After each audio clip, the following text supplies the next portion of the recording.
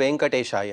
కలియుగ ప్రత్యక్ష దైవమైన శ్రీ శ్రీనివాసుని యొక్క దివ్యానుగ్రహ విశేషం చేత తిరుమల తిరుపతి దేవస్థానం వారు నిర్వహించే అనేక ధార్మిక కార్యక్రమాల్లో భాగంగా ప్రతిరోజు మనం శ్రీమన్ మహాభారతాంతర్గత అరణ్య పర్వలోని విశేషాలను యథాశక్తి తెలుసుకునే ప్రయత్నం చేస్తూ ఉన్నాం. ఈనాటి ప్రవచన కార్యక్రమాన్ని మంగళ పద్య పఠన పురస్సరంగా ప్రారంభించుకుందాం. నారాయణం నమస్కృత్య నరం చైవ నరోత్తమం దేవీం సరస్వతీం వ్యాసం తతో జయముదీరయేత్. మహత్వాత్ భారవత్వాచ్చ మహాభారతముచ్యతే నిరుక్తమశ్చ యో వేద సర్వపాపైః ప్రముచ్యతే. శ్రీ గురుభ్యో నమః. హరి ఓం.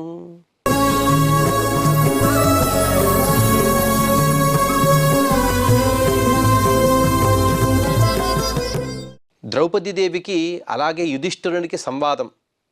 క్షమాగుణం గొప్పదని ఒకరు, క్షమాగుణం అనేది కొన్ని చోట్ల అనుచితమని మరొకరు. పైన చూడడానికి వీరిద్దరి వాదనలో ఎంతో కొంత న్యాయం ఉందని అనిపిస్తుంది. కానీ వీరిద్దరు కూడా ఒకే విషయం గురించి చర్చించుకుంటూ ఉన్నారు. ఎందుకంటే మనలాంటి వారికి సందేశం ఇవ్వడం కోసం ఏ సందర్భంలో క్షమ అనేది గుణము, ఎటువంటి సందర్భంలో అనేది క్షమ గుణం కాదు అనే విషయాన్ని వీరిద్దరి మాటల్లో మనం తెలుసుకోవచ్చు. అంతేగాని వీరిద్దరూ పరస్పరంగా విరుద్ధంగా మాట్లాడుకుంటున్నారనే భావనను మనం పొంది ఉండకూడదు. ఇద్దరు కూడా ఒకే విషయాన్ని వారిద్దరూ పరస్పరంగా చర్చించుకుంటూ ఉన్నారు. అందులో భాగంగా యుధిష్ఠిరుడు చెప్పాడు, ఇటువంటి దోషాలు కలిగిన క్రోధాన్ని ఎవరైతే జయించలేరో వారు ఎలా పెద్దవారు అవుతారు? అందుకోసమే బుద్ధిమంతులు ఇహపరములు యందు శ్రేయస్సును కోరుకునే ప్రతి ఒక్కరూ కూడా ఇటువంటి క్షమాగుణాన్ని పొంది ఉంటారు. తం క్రోధం వర్జితం ధీరైః కథమస్మద్విధశ్చరేత్ ఏతద్ద్రౌపది సంధాయ నమే మన్యుః ప్రవర్ధతే. ఓ ద్రౌపది, ధీరులు, జ్ఞానులు, పండితులు వీరందరూ కూడా ఎటువంటి క్రోధాన్నైతే వదిలివేశారు, అటువంటి క్రోధాన్ని నేను ఎలా అలవర్చుకోగలను? నేనెప్పుడూ కూడా ఎటువంటి మార్గంలో నడుస్తానంటే గ్రంథాలు చెప్పడం అనేది అది ధర్మమే. కానీ దానికన్నా గొప్ప ధర్మం ఏమిటో తెలుసా? ఎవరైతే జ్ఞానులుంటారో వాళ్ళు నడిచినటువంటి మార్గమే నాకు పరమ ప్రమాణం. వారందరూ కూడా ఎప్పుడు కూడా క్షమాగుణంతో కూడి ఉన్నారు. కాబట్టి నేను కూడా అటువంటి క్షమాగుణాన్ని అలవర్చుకున్నాను. అందుకోసం నేను ఎప్పుడు కూడా కోపాన్ని పెంచుకోను.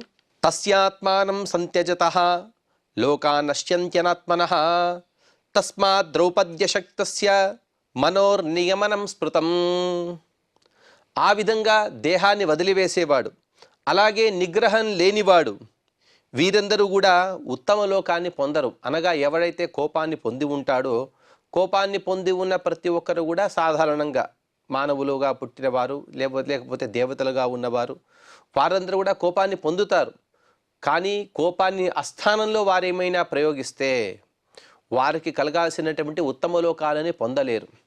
లేకపోతే ఉత్తమ లోకాలను పొందినా కూడా ఆ ఉత్తమ లోకంలో వారు ఏవైతే సుఖాన్ని పొందాలో ఆ సుఖంలో హ్రాసం అనేది జరుగుతుంది. అనగా సుఖాన్ని తగ్గించి పరమాత్మ వారికి ఫలాన్ని ఇస్తాడు. అలాగే ఎవరైతే ఓ ద్రౌపది తగినంత శక్తి లేని వానికి కోపాన్ని నిలువరించుకోవడం, అనగా కోపాన్ని నిగ్రహించడం అనేది ఇది కర్తవ్యమే. తస్మాత్ ద్రౌపది అశక్తస్య మనః నియమనం స్మృతం. ఎలాగైనా సరే తన మనస్సును నిగ్రహించుకోవాలి. కోపం వైపు తన మనస్సు మరలకుండా తను మనస్సుని సరి అయినటువంటి దారిలో తను పెట్టాలి. విద్వాంస్తథైవ యశ్శక్తః క్లిశ్యమానో న కుప్యతి అనాశయిత్వా క్లేష్టారం పరలోకే చ నందతి. విద్వాంసుడైన వాడు, సమర్థుడైన వాడు కష్టములను అనుభవిస్తున్నప్పటికీ కూడా ఎప్పుడూ కూడా కోపాన్ని ప్రదర్శించడు. దీనికి ఉదాహరణగా మనం చూస్తే సత్యహరిశ్చంద్రుడు. అంటే ఇక్కడ యుధిష్ఠిరుడు కూడా అలాగే ఉన్నాడు. కానీ ఇంకొక ఉదాహరణ, సత్యహరిశ్చంద్రునికి ఎన్ని కష్టాలు చూపించారు విశ్వామిత్రుల వారు. కానీ ఏ సందర్భంలోనూ కూడా ఎవరిపైనా కూడా తను కోపాన్ని ప్రదర్శించలేదు. ఆ కోపాన్ని ప్రదర్శిస్తూ అనుచితంగా తను వ్యవహరించలేదు. ఎందుకంటే ధర్మము, క్షమాగుణం అనేది గొప్ప వంటిది. కష్టపెట్టిన వాడిని రూపుమాపకే పరలోకంలో వాడు ఆనందిస్తాడు. అంటే ఉదాహరణకి సత్యహరిశ్చంద్రుడికి విశ్వామిత్రుల ద్వారా ఎన్నో కష్టాలు ప్రాప్తమయ్యాయి.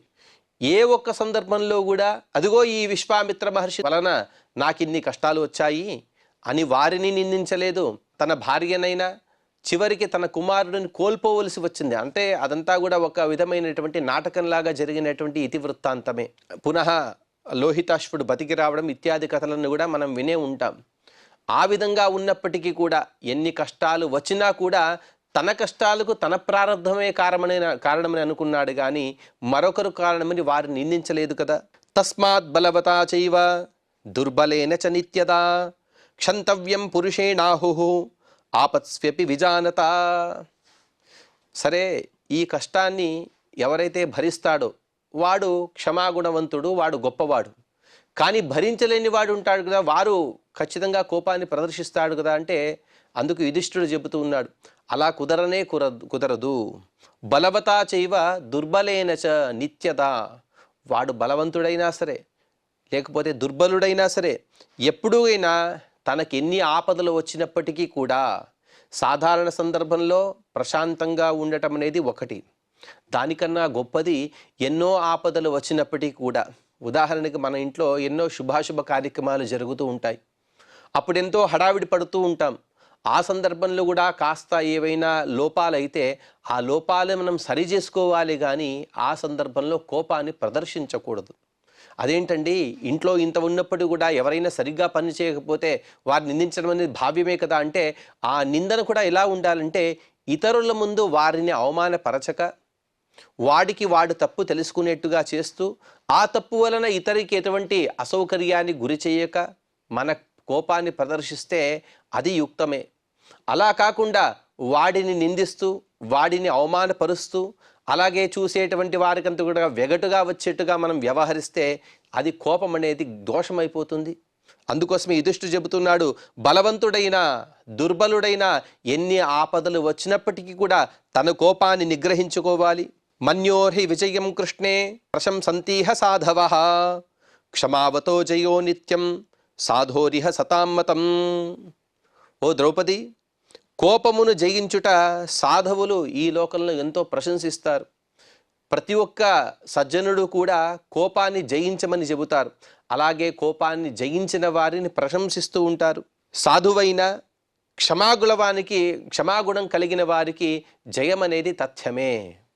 ఓ యుధిష్ఠిర, ఇంత కోపాన్ని ప్రదర్శించక నీవు అలా అంత నిగ్రహంతో ఉన్నావు కదా, నీకు జయం అనేది నిశ్చయంతో ఉన్నావా లేదా అంటే అందుకు యుధిష్ఠిరుడు చెబుతున్నాడు, ఖచ్చితంగా నాకు జయం దక్కుతుంది. ఎందుకంటే ధర్మ మార్గంలో ఉన్నాను, అలాగే నాకెంత ద్రోహం చేసినప్పటికీ కూడా వారిపైన నేను కోపాన్ని పొందటం లేదు. కాబట్టి ఆ పరమాత్మ యొక్క అనుగ్రహం చేత నేను ఖచ్చితంగా కూడా భావి కాలంలో జయాన్ని పొందుతాను. ఇది గొప్పదైనటువంటి సిద్ధాంతం, సతామతం, సజ్జనుల యొక్క సిద్ధాంతం ఇది. సత్యం చానృతత శ్రేయః నృశంసాచ్చా నృశంసత తమేవ బహుదోషం తు క్రోధం సాధు వివర్జితం. సత్యము కన్నా అనృతం అనేది చాలా మేలైనది. క్రూరత్వం కన్నా దయ అనేది చాలా గొప్పది. అనేక దోషాలు ఉన్నప్పటికీ కూడా క్రోధాన్ని ఎప్పుడూ కూడా సాధువులు దరి చేరనీయరు. అంటే మొట్టమొదటిగా చెప్పినది సత్యం చా నృతత శ్రేయః, సత్యం కన్నా అనృతము మేలైనది. అంటే ఎటువంటి అసత్యము ఉంటే తన ద్వారా సకల ప్రాణులకు కూడా ఏదైనా ఆపద వస్తే ఆ సందర్భంలో తను సత్యాన్ని చెప్పక అసత్యం వలన మాత్రమే సకల ప్రాణులకు కూడా మేలు కలుగుతుంది. అంటే సకల ప్రాణుల కంటే తన దగ్గర నివసించే వారికి, ఆ ప్రాంతంలో ఉండేవారికి, ఆ సందర్భంలో తన దగ్గర ఉండేవారికి వారికి మేలు కలుగుతుందంటే అటువంటి అనృతము. ఇక్కడ సత్యానికి అనృతానికి కాస్త తేడా తెలుసుకోవాలి. ఏది ఋతము అంటే వాస్తవము ఋతము, ఏది సత్యము ఉంటే సత్య భాషణ సత్యము, ఏది అసత్యము ఉంటే అసత్యమైనటువంటి భాషణ, ఏది అనృతం ఉంటే ఏదైతే వాస్తవానికి విరుద్ధంగా ఉంటుందో అటువంటిది. కానీ ఎప్పుడైతే సత్యవచనం వలన ప్రాణులకు కీడు కలిగేదే అయితే అటువంటి సత్యము కన్నా వాస్తవానికి విరుద్ధమైనటువంటి అనృతాన్ని మనం చెప్పడం ద్వారా ఇదే గొప్పది, అదే గొప్పదైనటువంటి ధర్మము. అలాగే క్రూరత్వం కన్నా దయ అనేది గొప్పదే కదా. ఈ రెండిటి కూడా మనం ఇప్పుడు పోల్చుకోవాలి. సత్యం వలన ఎక్కడైనా క్రూరత్వం అది ప్రదర్శింపబడుతూ ఉంటే ఆ సత్యము కన్నా అనృతం ద్వారా ప్రదర్శింపబడేటువంటి దయ ఇది గొప్పది అని ధర్మరాజు గారు చెబుతూ ఉన్నారు. అందుకోసమే ఎప్పుడూ కూడా సాధువుగా ఉండేవారు వారందరూ కూడా ఎప్పుడు కూడా అటువంటి క్రోధాన్ని దరి చేరనీయరు. తమేవ బహుదోషంతో క్రోధం సాధు వివర్జితం. క్రోధం అంటే ఏమనుకుంటున్నావు? క్రోధం వలన అన్ని దోషాలు కూడా దాని దగ్గర చేరుకుంటాయి. క్రోధం వలన కామం ఎక్కువవుతుంది. కామము, క్రోధము, లోభమోహ మదమాశ్చర్యాలు అన్నీ కూడా ఒకటి వెంట ఒకటి రావడానికి ప్రప్రథమమైనటువంటి కారణం అంటే క్రోధం. అందుకోసమే క్రోధాన్ని మనం వదిలివేయాలి. ఎస్తు క్రోధం సముత్పన్నం ప్రజ్ఞయా ప్రతిబాధతే తేజస్వినం తం విద్వాంసః మన్యంతే తత్వదర్శినః. ఒక్కొక్కసారి కోపం చాలా అలా ఉద్రేకంగా వస్తూ ఉంటుంది. పైకలా పైకి వస్తూ ఉంటుంది, ఎగదందుకు వస్తూ ఉంటుంది. అటువంటి క్రోధాన్ని కూడా ప్రజ్ఞతో అణిచివేయాలి. ఆ సందర్భంలో కాస్త ఆలోచించాలి. ఇప్పుడు కూడా యాంగర్ మేనేజ్మెంట్ అని అంటూ ఉంటారు. మీకు ఏదైనా కోపం వస్తే మొట్టమొదటిగా ఆ కోపానికి కారణాన్ని మీరు ఆలోచించుకోండి అని చెబుతారు. నీ కోపానికి అకస్మాత్తుగా సకారణమైతే ఆ కోపాన్ని కొంతవరకు మాత్రమే నీవు ప్రదర్శించు. తద్వారా లోకంలో ఎంతో మన్ననలను పొందుతావు. అలా కాకుండా నీ కోపం వచ్చేసిందని ఇప్పుడు కొందరు చెబుతూ ఉంటారు. మనసులో ఎటువంటి భావన లేదండి, నేను ఉన్నట్టు చెప్పేస్తాను, నేను ఉన్నటువంటి కోపాన్ని బయట ప్రదర్శిస్తాను, కాబట్టి నాకు ఎటువంటి రోగాలు రావు, నేను ప్రశాంతంగా ఉంటానని. కానీ అది వాస్తవమైనటువంటి స్థితి కాదు. మనం ఎప్పుడు కూడా మనల్ని మనం అదుపులో ఉంచుకోవాలి, అదే గొప్పది అని చెబుతారు. అందుకోసమే ఈ యాంగర్ మేనేజ్మెంట్లో చెబుతారు, ఎప్పుడైనా కోపం ఎక్కువ వస్తే మొట్టమొదటిగా 1 నుండి 10 వరకు సంఖ్యలో లెక్క పెట్టండి. లేకపోతే కాస్త నీటిని మీరు తాగండి, లేకపోతే కాళ్ళు కడుక్కోమని చెబుతారు. ఇదంతా కూడా ధర్మశాస్త్రాల్లో చెప్పినటువంటి విషయాలే. అతి ఉద్రేకమైనటువంటి కోపం వచ్చినప్పుడు మొట్టమొదటిగా అక్కడి నుంచి వెళ్ళిపోవాలట. కానీ ఎప్పుడు అలా వెళ్ళిపోకూడదు అంటే, ఎవరైనా ధర్మాన్ని నిందించినా, లేకపోతే పరమాత్మని కానీ, దేవతలను కానీ, గురువులను కానీ, సత్సిద్ధాంతాన్ని కానీ ఎక్కడైనా ఎవరైనా ఖండిస్తూ ఉన్న సందర్భంలో మాత్రం అక్కడి నుండి మనం వెళ్ళిపోకూడదు, అక్కడే ఉండాలి. దాన్ని ఖచ్చితంగా కూడా మన వాక్కులో ఎటువంటి ఉద్రేకం ఉండకూడదు. మృదువైనటువంటి వాక్కులతో మనం వాటిని ఖండించాలి. దీన్నే యాంగర్ మేనేజ్మెంట్ అంటారు. అంటే మన మాటలన్నీ కూడా అక్కడ ఉండేటువంటి తాత్పర్యంలో చూపించాలి, కానీ మాటలలో చూపించకూడదు అనే విషయాన్ని చెబుతారు. అందుకోసమే ఎంతో కోపం వస్తూ ఉంటుంది, కానీ బాగా ఆలోచించి ఆ కోపాన్ని అణగదొక్కాలి, ఆ కోపాన్ని శమింపజేయాలి. ఇదే ఆ విధంగా చేసిన వాడినే, ఎవరైతే తనలో ఉండేటువంటి కోపం అనే తేజస్సు బయటికి వస్తూ ఉంటుందో, అటువంటి కోపాన్ని నిగ్రహించే వాడు ఎవరైతే ఉంటాడో వారినే జ్ఞానులు తేజస్విగా పిలుస్తారు. తేజస్వినం తం విద్వాంసః మన్యంతే తత్వదర్శినః. తత్వాన్ని తెలుసుకున్న వారందరూ కూడా కోపాన్ని ఎవరైతే నిగ్రహం చేసుకోగలడో వాడిని మాత్రమే తేజస్విగా వ్యవహరిస్తారు. క్రుద్ధో హి కార్యం శుశ్రోణి న యథావత్ ప్రపశ్యతి నా కార్యం న చ మర్యాదాం నరః క్రుద్ధోను పశ్యతి. ఒక్కోసారి కోపం చెలరేగిపోతూ ఉంటుంది. అటువంటి సందర్భంలో కార్యాన్ని సరి అయినటువంటి స్థితిలో మనం చూడలేము. వాస్తవంగా అక్కడ ఏం జరుగుతోంది, ఏం చేయాలి, దీనికి అంటే ఏం జరుగుతోంది అని తెలిస్తే కానీ ఏం చేయాలి అని మనకు తెలియదు. కానీ కోపంలో ఉండే సందర్భంలో అక్కడ ఉన్నది ఉన్నట్టుగా కనపడద్దు. ఎందుకంటే మనకు కళ్ళకు ఒక పొర వస్తుంది, అదేమిటంటే కోపం. ఆ కోపంలో దాన్ని తనకు విరుద్ధంగానే తను భావిస్తాడు. అందుకోసం ఉన్నది ఉన్నట్టుగా చూడలేదు. ఇది కార్యమా, ఇది అకార్యమా, నేను ఇలా ప్రదర్శిస్తే నా కోపాన్ని ఇది మర్యాదయా అమర్యాదయా అనే విషయాన్ని ఆ మనిషి గుర్తించలేడు. కాబట్టి కోపాన్ని నిగ్రహిస్తే కానీ ఆ సందర్భంలో ఎలా ప్రవర్తించాలనే విషయాన్ని తెలుసుకోగలం. హస్త్యవధ్యాన్యపి క్రుద్ధః గురూన్ క్రుద్ధస్తు దత్యపి తస్మాత్ తేజసి కర్తవ్యః క్రోధో దూర ప్రతిష్ఠితః. క్రోధాన్ని అలా పైకి వచ్చేటువంటి క్రోధాన్ని ఎవడైతే దాన్ని వధిస్తాడో, అంటే వధించడం అంటే దాన్ని నిగ్రహం చేయడం అనేది అర్థం. అటువంటి సామర్థ్యం లేనివాడు పెద్దలని కూడా నిందిస్తాడు. ఈ విషయాన్ని భావి కాలంలో కూడా మనం చూడబోతాం. అర్జునుడు తన కోపాన్ని నిగ్రహించుకోలేక ఒకసారి గాంధీవ ధనుస్సుని నిందించినటువంటి ధర్మరాజు గారిని చంపబోతాడు. అప్పుడు అందరూ ఆపుతారు, ఏంటయ్యా నువ్వు ఇంతవరకు కూడా దైవంగా భావించేటువంటి అన్నపైన నీవు ఆయుధాన్ని ప్రహారం చేయడానికి వెళ్తున్నావా అంటే సిగ్గుపడతాడు. సిగ్గుపడి అయ్యో నేనెంతో తప్పు చేశానని అనుకుంటాడు. ఆ విధంగా కోపాన్ని అణగదొక్కుకోవాలి. అలా లేకపోతే ఏమవుతుందంటే మనం పెద్దవాళ్ళ చిన్నవాళ్ళ అనే వ్యవహారం లేకుండా, అనే విచక్షణ లేకుండా పెద్దవారిపైన కూడా మనం దాడి చేస్తాం. ఎవరు పెద్దవారు ఎవరు చిన్నవారు అనేది కూడా మనం ఆలోచించము. గురువునపి గురూన్ క్రుద్ధః తుదత్యపి. పెద్దవారిని కూడా వలసి వస్తుంది. ఇది మహాపాతకం. పాతకాలు, అనుపాతకాలు, ఉపపాతకాలు అనేవి ఉన్నాయి కదా. అందులో పెద్ద పాతకం ఏమిటంటే గురు నింద, పెద్దవారిని నిందించడం. ఇది మహాపాతకం. కాబట్టి కోపంలో ఉన్నవాడు, కోపాన్ని నిగ్రహించుకోలేనివాడు మహాపాతకం అనే దోషాన్ని చేస్తాడు. దాక్ష్యం హ్యమర్ష శౌర్యం చ శీఘ్రత్వమితి తేజసః గుణాః క్రోధాభిభూతేన శక్యాః ప్రాప్తుమంజసా. అలాగే దక్షత, అమర్షము, శౌర్యము, ఆలస్యము లేకుండుట, ఇవన్నీ కూడా తేజస్సుకు సంబంధించినటువంటి గుణాలు. అంటే తేజస్సు అంటే అర్థం ఏమిటి అంటే దాక్ష్యము మొట్టమొదటిగా, అనగా ఆయా పనులను చక్కగా నిర్వహించేటువంటి నేర్పరితనం, దీన్ని దాక్ష్యము అని అంటారు. రెండవది అమర్షః అంటే శత్రువునకు అపకారం చేయాలి అనే భావన. ఎప్పుడు కూడా మన శత్రువుని ఎలాగైనా నిగ్రహించాలనే అనుకోవడం కాదు, కానీ వాడికి అపకారం చేయాలి అనేటువంటి భావన, దీన్ని అమర్షః అని అంటారు. శౌర్యం ఉంటే ఇతరులను తన పరాక్రమం చేత లొంగదీసుకునేటువంటి శక్తి. శీఘ్రత్వము అనగా అలసట లేకుండా ఎన్నో పనులను చేయుట. ఇవన్నీ. అలాగే అంజస, ఈ అన్నిటినీ కూడా కపటం లేకుండా చేయుట. అంటే ఎప్పుడు కూడా దక్షత, అమర్షము, శౌర్యము, ఆలస్యము లేకుండుట, ఇవన్నీ కూడా తేజస్సుకు సంబంధించినటువంటి గుణాలు. కానీ ఎవరైతే క్రోధముపై ఉండేటువంటి వ్యక్తిగా ఉంటాడో వాడు రుజుమార్గాన్ని పొందలేడు. అంటే ఈ తేజస్వికి క్రోధునికి ఉండేటువంటి వ్యత్యాసం ఏమిటంటే, ఎవరైతే క్రోధాన్ని పొంది ఉంటాడో వాడు ఖచ్చితంగా కూడా ఇటువంటి సద్గుణాలని పొందడు, ఎప్పుడు కూడా దుర్గుణాలనే పొందుతాడు. క్రోధం త్యక్త్వాతు పురుషః సమ్యక్ తేజోభిపద్యతే కాలయుక్తం మహాప్రాజ్ఞే క్రుద్ధేస్తేజస్సుదుస్సహం. ఓ గొప్ప ప్రజ్ఞ గల ద్రౌపది, మానవుడు కోపాన్ని వదిలివేసి గొప్ప వికాసాన్ని పొందుతాడు.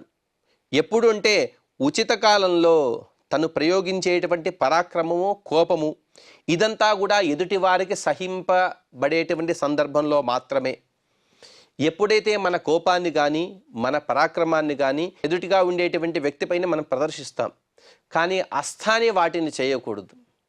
చిన్న పిచ్చుక పైన బ్రహ్మాస్త్రం అని అంటారు కదా. మన కోపం వచ్చిందని చిన్న పిచ్చుక పైన బ్రహ్మాస్త్రం వేస్తే అది ఏ విధంగా అయితే నింద్యమో, అదేవిధంగా ఎదుటిగా ఉండేవాడు ఎవడు, వాడిపైన మనం ఎంత కోపాన్ని ప్రదర్శిస్తే వాడు తట్టుకోగలడో అంతా కూడా ఆలోచించి, అది ఆపద సందర్భమే ఎంతో త్వరిత అంటే చాలా శీఘ్రగతిలో ఉండేటువంటి సందర్భమే అయి ఉండవచ్చు కాక, కానీ కోపం వచ్చిన సందర్భంలో కూడా ఇంత ఆలోచించియే మనం మన కోపాన్ని ప్రదర్శించాలి. అలా కాకుండా అస్థానే మనం ఏదైనా మన కోపాన్ని ప్రదర్శిస్తే, మన పరాక్రమాన్ని ప్రదర్శిస్తే అది కూడా నింద్యము, అదంతా కూడా నింద్యమని చెబుతున్నారు. క్రోధస్తు పండితై శాశ్వత తేజయిత్యభినిశ్చితం రజస్తు లోకనాశాయ విహితం మానుషం ప్రతి. వివేక సంపద అనేది ఒక్కొక్కరికి ఒక్కో రకంగా ఉంటుంది. అందులోనూ కూడా ఇటువంటి వివేక సంపద పూర్తిగా ఉండేవారు క్రోధాన్నే పరాక్రమంగా చెప్పుకుంటూ ఉంటారు. అంటే క్రోధాన్ని వారు ఆ విధంగా వారు వ్యత్యాసం చేస్తారు. తమలో ఉండేటువంటి క్రోధాన్ని ఎక్కడ చూపించాలంటే పరాక్రమం ద్వారా చూపిస్తారు. అంటే పరాక్రమం ద్వారా చూపించే సందర్భంలో ఏమవుతుందంటే తమ ఆయుధం ద్వారా మాత్రమే చూపిస్తారు, కానీ తమ మాటల ద్వారా, తమ హృదయపు భావనల ద్వారా వాటిని చూపించరు. మనుష్య సమాజం మీద ప్రయోగించే రజోగుణము లోకనాశానికే కారణమవుతుంది. అలా పరాక్రమం ద్వారా చూపించక మన కోపాన్ని సమస్త మానవాళిపైన మనం ప్రయోగిస్తే సమస్త లోకం కూడా నాశనమైపోతుంది కదా. ఇటువంటి కోప ప్రదర్శన ద్వారా ఎటువంటి ఉపయోగం లేదు. తస్మాత్ శశ్వత్ త్యజేత్ క్రోధం పురుషః సమ్యగాచరన్ శ్రేయాన్ స్వధర్మానపగః న క్రుద్ధ ఇతి నిశ్చితం. మంచితనాన్ని పాటించేవారు కొందరుంటారు. అటువంటి మానవుడు అకారణంగా క్రోధాన్ని ఎప్పుడు కూడా వదిలివేయాలి. తన ధర్మాలని వదిలివేసి ప్రవర్తించేటువంటి కోపిష్టి ఇతను ఉత్తముడు కాడు. అంటే మంచితనాన్ని చూపిస్తూ ఉంటాడు. అటువంటి వాడు మాత్రం ఎప్పుడూ కూడా అకారణంగా తను కోపాన్ని పొందకూడదు. పొందితే కానీ దాన్ని ప్రదర్శించే అవసరం లేదు కదా. అంటే ఇదంతా కూడా మొట్టమొదటి అడుగులోనే అన్నిటిని కూడా కత్తిరిస్తూ ఉన్నాడు యుధిష్ఠిరుడు.